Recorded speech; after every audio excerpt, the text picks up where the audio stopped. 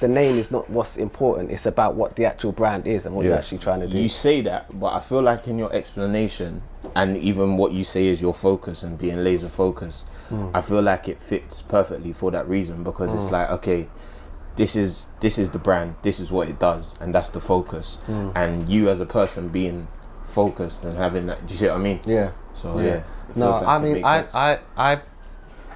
I would say that I see, like, I benchmark myself more on like Tom Ford type of characteristics, in that everyone knows who Tom Ford is, but it's not like, you're not going to see Tom Ford in all of the branding and all of the marketing and all of like every single touch point. Most people don't even know what Tom Ford looks like. They just know that he's a person. And that's kind of, the brand Aaron Wallace is not about me, Aaron. It's about just black men, do you know what I mean? And products for black men. You know, there's a study about branding where a lot of brands that tend to do well, the name sounds like two first names. There's apparently a study in it where like your first and second name sound like two first names, so it flows a lot easier. So people buy into things that they could say a lot easier. That's why I can see that's why the name of a brand is very important. So what's the plan now? So obviously you're in Sainsbury's. Yeah. You're in ASOS. Yeah. You're obviously in other place, Stockton barbershops. Now the question now is what is progression for you? So now you're in Sainsbury's. Now just to mention the things before you move on. What was did you have to go to some kind of a panel meeting just so people understand that? Sainsbury's? You Yeah, said so for brand Sains- awareness was number one. Yeah. You said definitely get a brand, get a story. People need to buy into the story and be able to attach to it. That's the first one, brand awareness. Second thing you said, this is not fact by the way, it's just what we're going through. Second is maybe try and get into ASOS, maybe, because that would then build more brand awareness and let these other retailers know that you're on the map. Okay, so therefore it's like, okay, this guy's approaching us. Where are you, Mr. Aaron Wallace? Oh, just by the way, we've had a GQ mention. We're also in ASOS, and it's you're gonna have to show metrics to show that this is what we're selling. Okay, now you're in Sainsbury's, not in product wise, but you're now in the building. Okay, you've now got the email. You're surprised they've replied. You're like, oh my god, is this real? And I'm used to getting rejected by women. Is this Whoa! Sir! Wow! You know them ones where you got to confiscate the likes. You know, you send a woman a DM and she doesn't reply to your DMs. You got to confiscate the likes. I'm regular now. You got to confiscate the likes. Sorry, carry on. Just you need to. Oh no, you confiscate the likes. You unlike. If I send a woman a DM, and let's say, and wait for it. So we're going there. Wait, and I know, and I know that she's doing stories while the DM is there and it's marinating. I'm confiscating, I'm snatching them likes back. What? So you unlike them. It's unliked. I actually wish Instagram had notifications to say it's been unliked. Am I a mugu? So wait, I've liked Cynthia pictures. That would be to show you that I'm interested. You've seen the likes. I then sent you DM.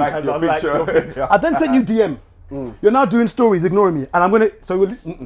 No, you know what's Django, mad, do not hop on the horse. But you know what's mad, like you see, like especially you said sending DMs. You have to be so crafty.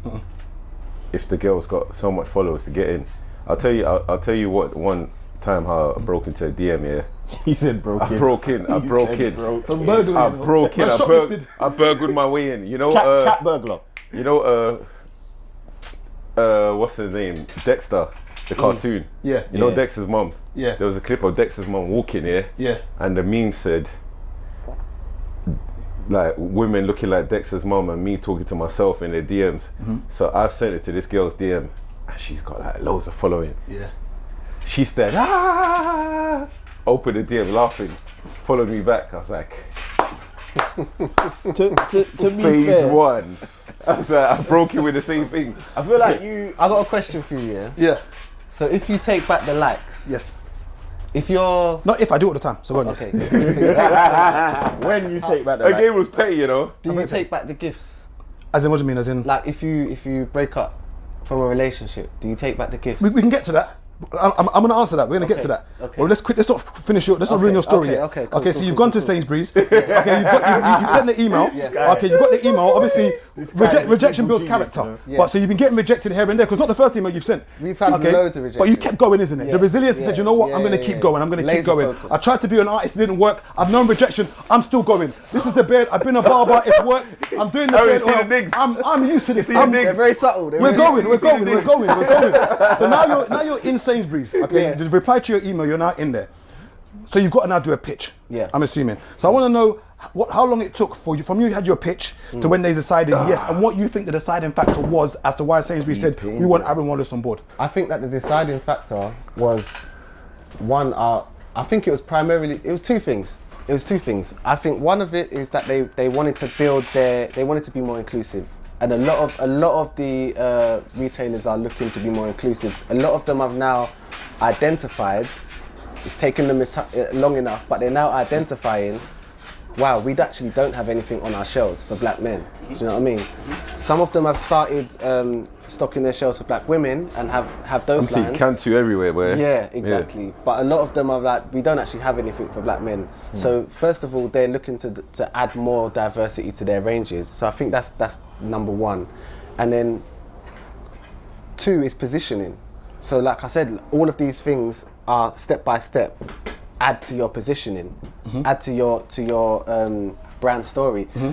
And the way that we've built the brand, the fact that we went through the whole official manufacturing process, like we don't make it at home and mix it and kind of stuff. We went through the official channels to like formulate and build and safety test and do all of these requirements.